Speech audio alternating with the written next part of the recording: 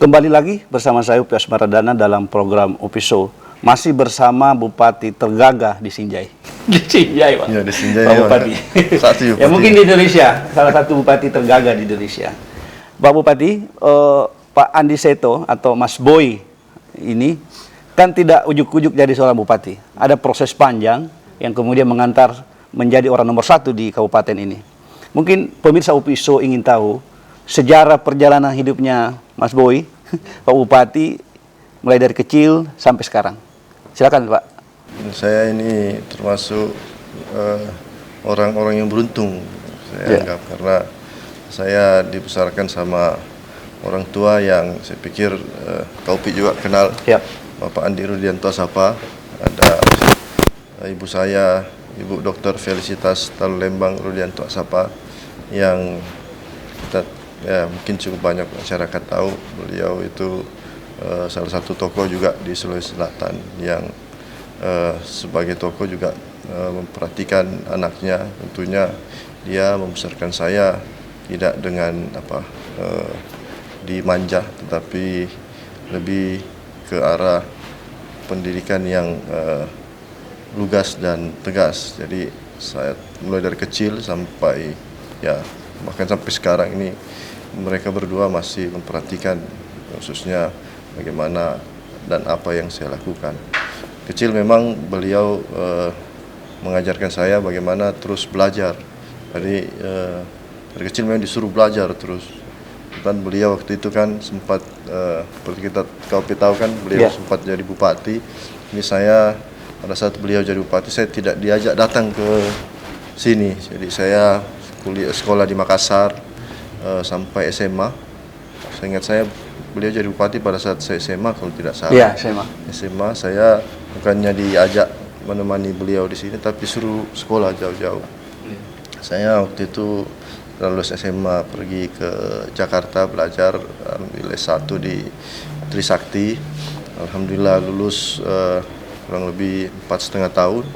Setelah itu saya sebagai sarjana hukum. Sarjana hukum, ambil S1 sarjana hukum di Universitas Trisakti. Lulus dari Trisakti saya, karena memang niat saya waktu itu mau langsung kerja, cuma diminta sama beliau ambil S2 dulu supaya matang di pendidikan dulu baru bisa terjun ke kerja, karena biasanya kalau orang sudah kerja malas belajar lagi kata beliau. Jadi setelah saya lulus, karena kalau ambil S2 tentunya kita mau yang agak tinggi-tinggi lagi, karena kemarin sudah di Jakarta, S2-nya harus minimal di luar negeri ceritanya kan. Ya, waktu itu saya disuruh belajar perdalam bahasa Inggris, karena khususnya kan waktu itu saya mau kuliah kalau tidak salah diminta kuliah di Inggris atau di Australia atau di Amerika. Waktu itu kita pakai IELTS, IELTS-nya itu agak tinggi, 6.5, 6.0. Terus dia harus ada perdalam bahasa Inggris di Singapura. Dari Singapura saya punya bahasa Inggris sudah alhamdulillah cukup, masuk saya ke Australia ambil kuliah S2 di Monash University. Di sana 1,5 tahun, alhamdulillah lulus juga jadi Master of Law di General Law secara umum, hukum secara umum. Setelah itu saya balik ke Indonesia, sempat magang juga di Todung Mulia Lubis. Bang Todung, Todung. Iya. Temannya Bapak juga. Ya, temannya Pak Rudi juga. Lubis Sentosa Maulana. Iya, benar. Saya rasa betul waktu awal magang itu, ya namanya anak magang tidak pegang kasus, kerjanya cuma itu bawa berkas.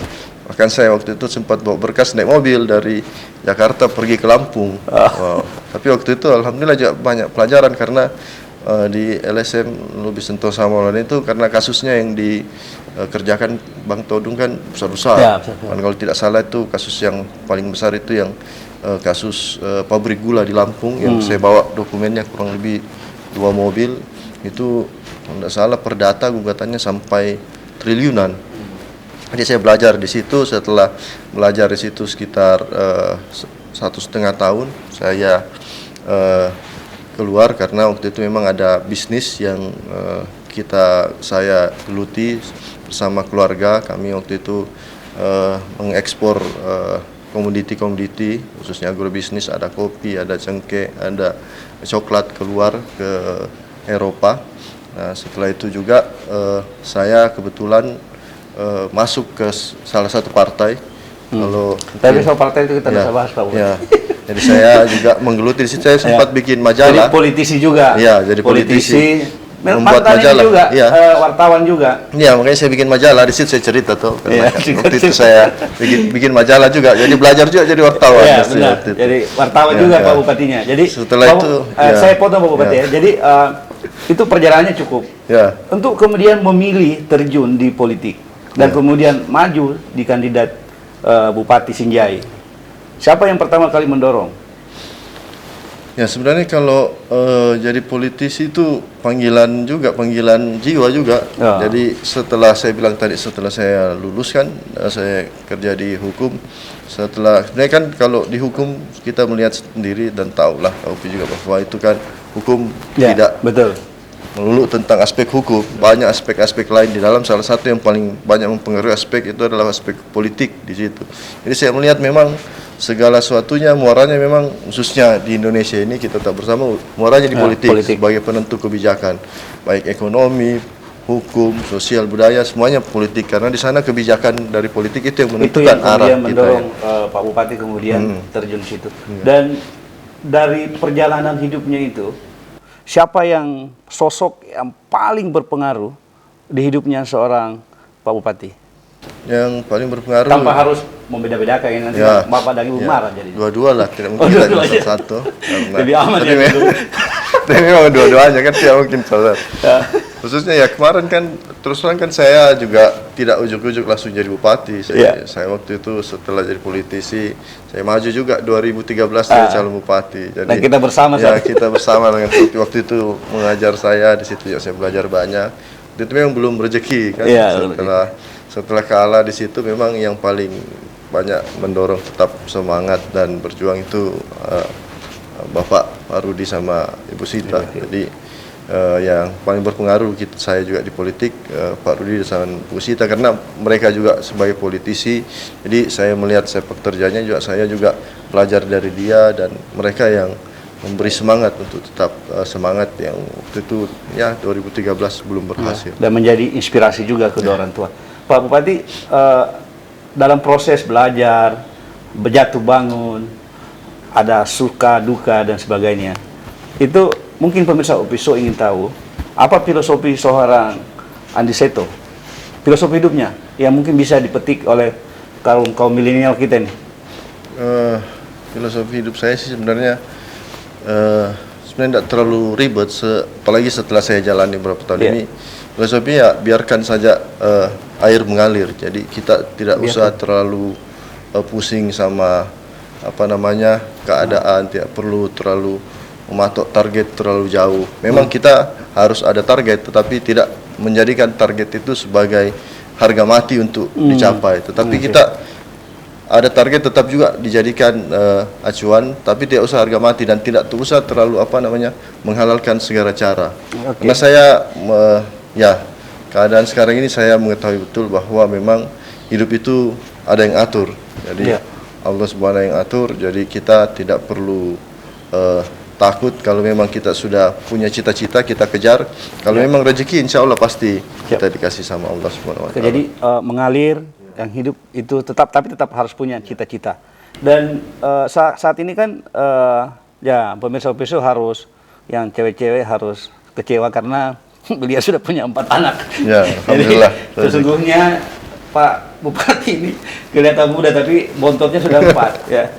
Ada cara pendekatan nggak keluarga ke keluarga? Karena sekarang kan pasti sibuk. Dulu kan belum jadi pejabat.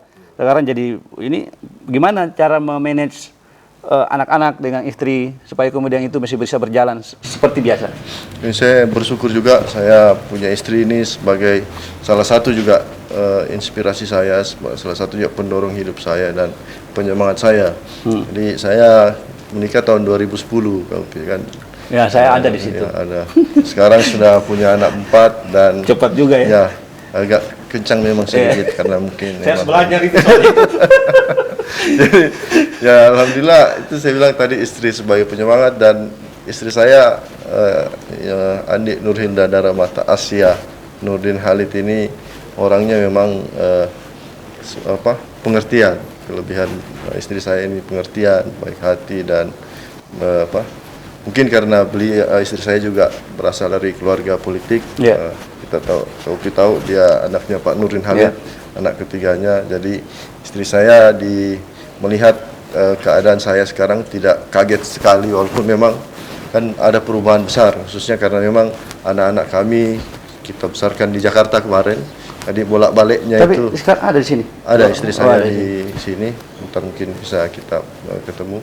Cuma dia memang itu yang itu waktu aja buat anak-anak sekarang yang agak berkurang. Kalau dulu kemudian saya kan ini orangnya juga tidak terlalu banyak kegiatan di luar. Kalau lagi istirahat atau lagi mau santai biasanya saya sama keluarga. Jadi biasanya cari anak, mainnya sama anak. Cuma tapi anak saya 2 saya bawa. Selalu dibawa. Ya, karena belum sekolah. Yang 2 ini yang sudah sekolah masih tinggal di Jakarta. Jadi itu yang paling anaknya. Cuma alhamdulillah itu tadi teknologi masih bisa membantu komunikasi. Sudah ada FaceTime dan lain-lain itu. Ya, cukup meringankan rasa rindu kita sama anak-anak. Jadi Pak Bupati, satu pertanyaan terakhir saya. Apakah ini kan jadi orang nomor 1, memiliki istri, memiliki 4 anak, memiliki keluarga yang boleh dikata sangat mensupport, ya keluarga yang harmonis menurut saya. Tapi apakah ada obsesi seorang Andi Seto di hidupnya yang belum kesampaian? Ya, sampai sekarang sih, karena saya bilang tadi setelah apa yang saya alami ini, obsesinya sebenarnya Sudah cukup khususnya pada saat ini. sebenarnya saya pada saat ini dengan keadaan sekarang sudah sangat mensyukuri apa yang ada, khususnya memang dengan jadi bupati di Kabupaten Sinjai juga sebenarnya suatu amanah yang buat saya cukup berat.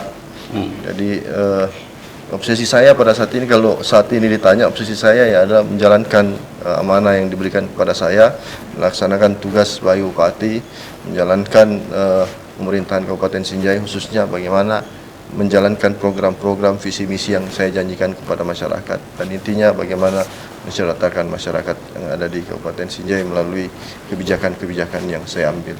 Untuk sementara obsesi saya di situ, saya mewujudkan janji-janji dalam karena sisanya ya selain itu sisanya saya mau membahagiakan keluarga saja. Membahagiakan keluarga. Termasuk saya dong dibahagiakan. Insyaallah. Pak Irwan juga ya. Oke, terima kasih banyak Pak Bupati atas waktunya. Luar biasa. Jadi perbincangan kita hari ini cukup jauh kita dari Jakarta dan Makassar untuk ke sini untuk bertemu sama Bupati gagah ini. Dan salah satu pesan atau quote penting yang kita petik bahwa hidup biarlah mengalir seperti air, tapi tanpa harus berhenti bercita-cita. Dengan berakhirnya quote tadi, maka berakhir pula Ulpiso edisi Sinjai kali ini. Mewakili kru yang bertugas mengucapkan terima kasih. Assalamualaikum warahmatullahi wabarakatuh. Waalaikumsalam warahmatullahi wabarakatuh.